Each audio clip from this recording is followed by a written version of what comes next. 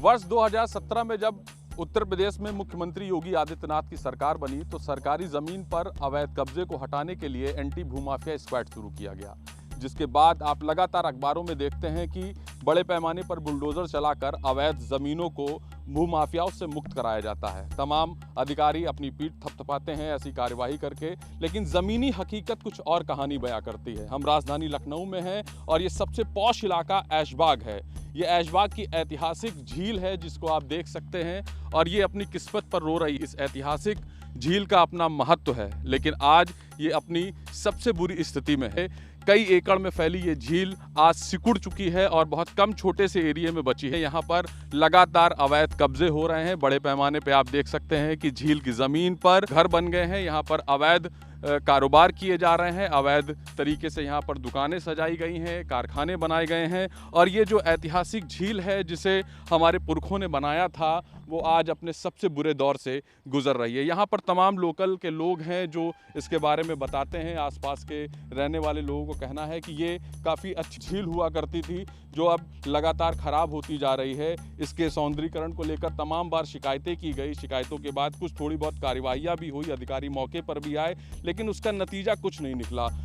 सिर्फ खाना पूर्ति करने के लिए थोड़ी बहुत कार्यवाहियाँ की। यहाँ पर एक छोटा सा पार्क बना दिया गया, वो भी बहुत सीमित जगह पे, जबकि ये झील काफ़ी लंबी है और इस झील को पूरी तरीके से दोबारा से शुरू करने के लिए, दोबारा से इसका निर्माण करने के लिए, इसके सौंदर्यीकरण के लिए लगातार यहाँ के लोग प्रयास कर रहे हैं, लेकिन सरकार के नुमाइंदे जो अधिकारी, जिम्मेदार अधिकारी हैं, उनकी कमज़ोर इच्छा शक्ति के चलते ये एक ऐतिहासिक झील आज अपने सबसे बुरे दौर से गुजर रही है। ये सौंदर्यीकरण हो जाए तो बहुत ज़्यादा लाभ होगा, क्योंकि यहाँ पे इतने वन्य जीव और पक्षी यहाँ पे रहते हैं। पक्षियों की तो बहुत ही वैरायटी यहाँ रहती है। इसके अलावा जैसे शहरों में पानी का स्तर कम होता जा रहा है, तो इसकी वजह से कुछ इस इलाके का स्तर अभी तक के ठीक है, लेकिन तब भी दिन पर दिन कम हो रहा है। हम लोग को बोरिंग और नीचे करानी पड़ती है, अभी भी करानी पड़ी, लेकिन अगर आप इस एरिया के बाहर जाएंगे तो और भी कम मिलेगा। तो पहला फ़ायदा तो ये है कि पानी का स्तर इसका मेंटेन रहता है। दूसरा, इतने पक्षी यहाँ पे रहते हैं और ग्रीनरी आपको यहाँ पे मिल रही शहर के बीच में। बाकी गंदगी आप देख रहे हैं यहाँ पे कितनी ज़्यादा है। लोग पॉल्यूशन की वजह से जो यहाँ पे जीव रहते हैं उनको भी प्रॉब्लम है, जो लोग भी आसपास रहते हैं उनको भी प्रॉब्लम है। देखिए, झील अपना हाल खुद से बयान कर रही है। जितने भी व्यूअर्स देख रहे हैं देख सकते हैं कि झील ढूंढ रहे होंगे वो लोग कि झील है कहाँ पे। 1789 में लखनऊ के जो किंग थे आसिफुद्दौला, उन्होंने इस झील को बनाया। ये एक रॉयल झील थी और उस टाइम पे पूरा अवध का जो क्षेत्र था, यानी लखनऊ और जो अगल बगल के शहर थे, लोग यहाँ पे आते थे और स्पेशल परमिशन लेके इस झील में टहलते थे। मतलब जो श्रद्धा है और जो हमारा मन है वो तभी पूरा हो सकता है जब स्वच्छ झील के पानी से यहाँ पर सावन का मेला स्थापित किया जाए, जो अंग्रेज़ों ने बर्बाद किया था क्रांतिकारियों को यहाँ से भगाने के लिए। हम चाहते हैं कि झील बचे और सावन का मेला वो हो। झील हमारे लिए नहीं बचना है, झील आने वाली पीढ़ी के लिए बचना है। पानी के महत्व पे कोई बड़ी बात नहीं करना है, बात अधिकारियों के नाकारापन पे करना है कि जिनसे लगातार कई वर्षों से लगातार शिकायतें मिलकर पत्राचार द्वारा, मौखिक, ऑफिशियल तरीके से हर तरह से कर लिया। उनके व्हाट्सअप डाल रहे हैं, मैसेज डाल रहे हैं, वीडियो डाल रहे हैं, लेकिन कोई सुनवाई नहीं है। हमसे कहा गया कि यहाँ झील बची ही कहाँ है जिसको आप बचाने का प्रयास कर रहे हैं। आपको यकीन मानिए, हैरत होगी कि मोती झील पर पहली बार काम हो रहा है। मंडल आयुक्त महोदया ने यहाँ पर बुलडोज़र कार्रवाई की और अच्छा खासा काम किया, जिसको 6 महीने में नाकारा अधिकारियों ने मिट्टी में मिला दिया। झील पर पुनः वापस कब्जा हो चुका है।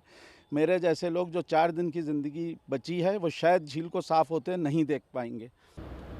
जनरल अपराइजिंग 1857 है ना, तो उस समय यहाँ पर जो शहर के अंदर तमाम युद्ध हुए थे जगह पर, जैसे मतलब आप जानते हैं सात अली के मकबरे पे हुआ और कैसरबाग में तो खैर बहुत ज़्यादा हुआ, आलमबाग में हुआ।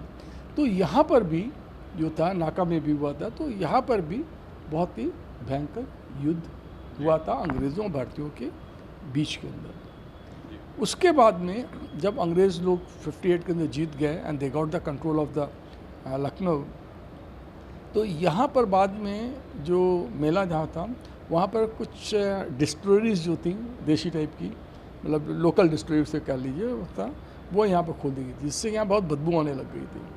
और उसके बाद में और मतलब ये उसका ऐश बाग की झील, मोती झील मतलब जिसका कितना महत्व था, इसके अंदर जो गिरावट आनी शुरू हुई, इसके जो हरास आना शुरू हुआ, वो शुरू, अंग्रेज़ों ने एक तो काम ये करा, और रही सही कसर उन्होंने पूरी कर दी कि उन्होंने क्या करा, इसके साइड पे कॉबलर्स को बसा दिया, मोची लोगों को, मोची भी के जो चमड़े का काम करते हैं, खाली मोची नहीं, मोची तो मरम्मत करता है, जो चमड़े का काम करते हैं, तो इसके अंदर लोग चमड़ा धो के सुखाने लग गए, तो यहाँ इतनी बदबू आने लग गई, तो फिर वहाँ पर लोगों का जाना बहुत मुश्किल हो गया था। यानी कि इवन जो मस्जिद वहाँ पर एक आती थी, वो मस्जिद पे भी लोगों ने जाना बंद कर दिया था, और मस्जिद एकदम कहना चाहिए डिजर्टेड हो गई थी।